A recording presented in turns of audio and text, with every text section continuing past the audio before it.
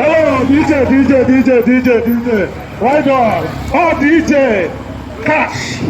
Nnukwu mmadụ. Mommy, daddy, brother and sister.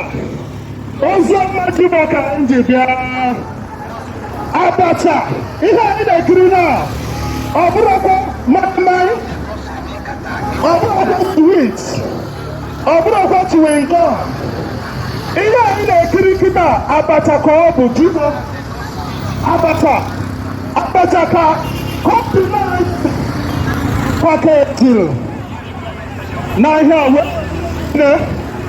were ihe niile eji agwọdụ abacha wee tinye. Abacha bụ ihe kịta. Ihe niile eji agwọ dị ya n'ime. Ihe niile eji agwọ abacha ọ dị ya n'ime. Ihe niile iji gwọ abacha bụ sọ mmiri ọkụ iwere ya gbazee ya itinye mmanụ. Enwe ihe dị ya n'ime iwepụta ịdọka ya itinye igwe abacha.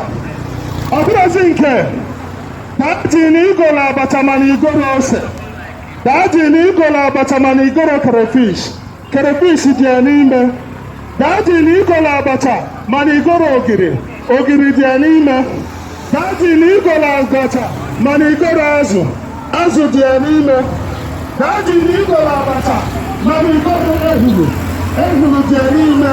Ihe niile eji agwọ abacha dị n'ime abacha. Ọ jọsi imepe ya, iwere mmiri ọkụ gbazee ya, igwe abacha, ịbanye mmanụ igwe abacha. Oziọma si na Mitchelle Foods wee bịa.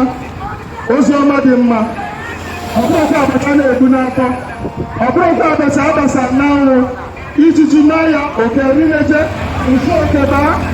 Nke a na-anọ n'ime factory mee ya dry ya. Abacha dị well sterilized, ọ dị clean, ọ dị mma. Ozi ya ka anyị ji wee bịa.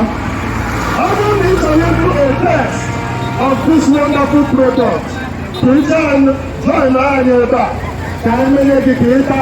O nwere nke a gwọrọ agwọ ka ị bịa test ọ ya ka abacha ka anyị bụ ka ọ na-abụrụ abacha. Ịchọ ya ị ga-enweta na Rejoice Store dị n'ebe a. DJ